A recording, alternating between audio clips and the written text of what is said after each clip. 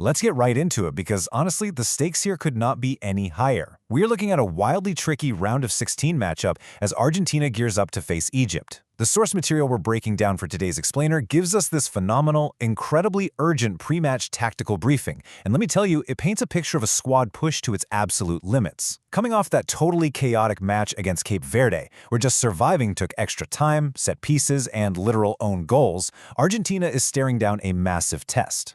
So the huge cloud of anxiety hanging over this whole match basically boils down to one simple question. Can Argentina actually survive another 120 minutes of football? Well, the short answer from the tactical breakdown is they really shouldn't try. The exhaustion is just palpable. By the end of that Cape Verde game, guys were literally dropping to the turf, and substitutions were completely maxed out. They are in a full-blown physical crisis right now. And pushing this to the brink again, that could spell total disaster. Just look at this physical toll. It's essentially a casualty list at this point. We've got Facundo Medina picking up an injury, Rodrigo de Paul battling severe cramps, Cuti Romero is dealing with an injury of his own, and Enzo Fernandez, he was visibly playing through the pain of cramps for the last 20 minutes of the game. It was a complete war of attrition out there. The analysis really drives home that with a grueling 120 minutes already in their legs, even Lionel Messi's readiness for another marathon is a massive question mark. Here's our roadmap for this explainer. We're going to break down the Cape Verde warning, the golden boot battle, fixing the broken press, Egypt's wide area threat, the tactical blueprint, and finally, winning in 90 minutes. Section 1. The Cape Verde warning, a blaring siren. Manager Lionel Scaloni basically admitted in his press conferences that some pretty severe mistakes were made.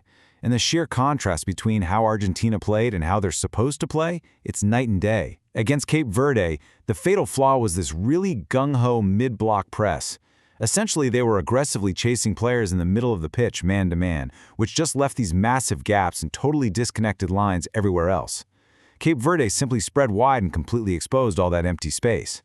Now compare that to Argentina's true strength, compact, short-passing football using tight triangles. They absolutely have to dramatically reduce the distance between their players and get back to their core identity. Now, taking a really quick step away from the tactics board, there's been quite a bit of chatter online about the match officials. The refereeing team, led by François Letexier, is entirely French, with a Norwegian VAR team in the booth. While the sources do note the social media conspiracy theories floating around suggesting this is somehow orchestrated against Argentina, the analysis quickly shuts that down. Our focus here is strictly neutral, trusting the officials and winning the actual game on the pitch. Moving on to Section 2, the Golden Boot Battle, a generational race. As if the tactical stakes weren't crazy enough, we have this absolutely unbelievable individual storyline unfolding. We are looking at an unprecedented three-way tie for the Golden Boot. That's 7 goals for Lionel Messi, 7 for Kylian Mbappe, and 7 for Erling Haaland. The source calls this a true generational battle, honestly the likes of which we just haven't seen in previous major international tournaments. And get this, if Messi finds the back of the net against Egypt, it'll mark his 8th direct World Cup match with a goal, so the pressure on him to not just create but to actually finish is off the charts. Section 3. Fixing the broken press. Diagnosing the issue. But listen, to help Messi do his thing, the team structure has to actually function. And the tactical nightmare from that last match really comes down to this glaring vertical flaw. The data showed 6 Argentina players operating in a straight line right up to pitch. Think about it. When you press like a single, flat wall, the absolute second the opponent passes through it, you have 0 defenders behind to cover the space. Zip, it completely shatters the structure. That forces the team to run way more, fatigue way faster, and suffer the exact kind of nasty cramps we just talked about. All right, Section 4, Egypt's wide area threat, exploiting flaws. Which brings us to the opponent. Egypt brings a very specific tactical profile to the table that is, frankly, tailor-made to exploit these current Argentine weaknesses. Now, statistically, their defense can be a bit leaky. They've conceded 9 goals and scored 8 in their last 6 matches. But do not make the mistake of thinking they're easy to break down. They are incredibly disciplined structurally, and as we saw against Australia, they're more than happy to drag a game all the way to a penalty shootout. But their absolute biggest threat? The wide areas. They use these lethal overlapping fullbacks, specifically Hani on the right and Hafez on the left, with Mohamed Salah staying high up the pitch just waiting to pounce, and wide players like Marmoush and Trezeguet injecting serious pace. You can bet they are going to directly target Argentina's struggling fullbacks. Section 5. The tactical blueprint. Surviving Egypt. So, knowing all of this, the exhaustion, the totally broken press, and Egypt's danger out wide, how does Argentina actually survive? Well, by making some really necessary profile changes. First up, the analysis suggests bringing in Exquio Palacios at right back to stop the bleeding on the flanks and give them some much-needed defensive solidity.